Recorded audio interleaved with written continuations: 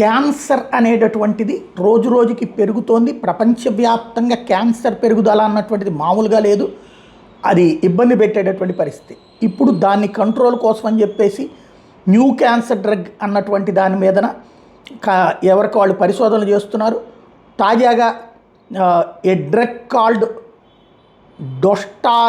డొస్టార్లిమాబ్, ఇది ఇంతకుముందు ప్లాన్ చేసినటువంటిది. ఇప్పుడు దానికి సంబంధించినటువంటి పరీక్షలు పూర్తయినాయి అని చెప్తున్నారు.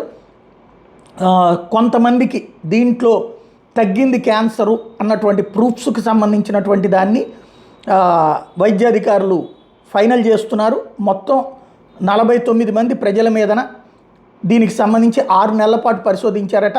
సర్జరీ లేకుండా, కత్తులు వాడకుండా, కీమోథెరపీ లేకుండా, రేడియేషన్ లేకుండా టోటల్గా పరిష్కారం అయిందట. 92% వరకు క్యాన్సర్ కేసులు పెరుగుతున్నటువంటి సందర్భంలో ఈ విధమైనటువంటి అంశానికి సంబంధించిన పరిష్కారం దిశగా అడుగులు పడుతోంది అని చెప్తున్నారు.